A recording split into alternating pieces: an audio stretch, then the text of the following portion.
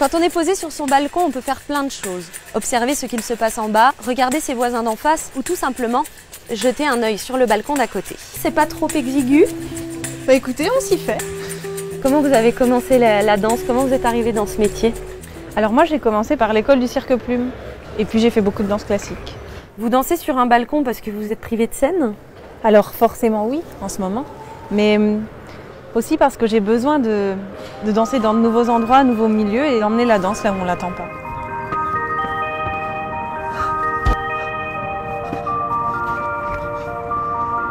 On est haut là quand même, Jeanne, non?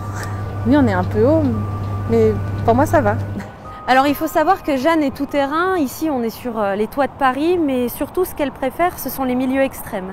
Je danse en milieu marin, dans les fonds marins.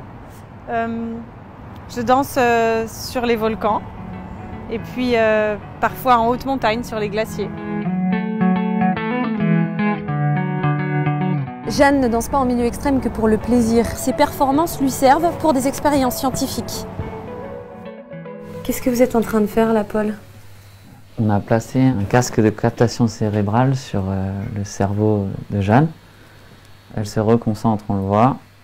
Comment on le voit visuellement? On le voit parce que toutes les particules se compriment les unes vers les autres. Je peux mettre les capteurs? Avec plaisir.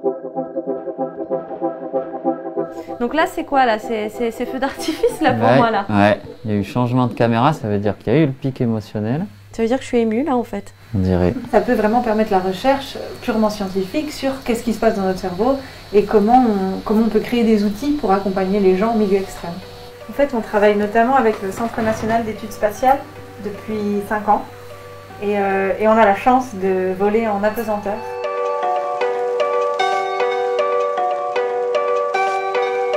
À quoi il sert aux astronautes en fait ce travail, Jeanne? En fait, il sert aux agences spatiales à étudier, à comprendre, peut-être à terme mieux gérer les émotions des personnes en apesanteur, mais aussi peut-être dans l'espace. Une danseuse comme vous, Jeanne, est-ce que vous avez déjà pensé aller dans l'espace? Aller dans l'espace, aller danser dans une apesanteur comme celle que j'ai connue, mais en réel, c'est évidemment un rêve, mais j'ai envie de revenir sur Terre et de pouvoir toujours profiter de ma planète. En attendant d'aller peut-être un jour dans l'espace, Jeanne devrait repartir cette année pour un nouveau vol en apesanteur, cette fois-ci avec les agences spatiales internationales.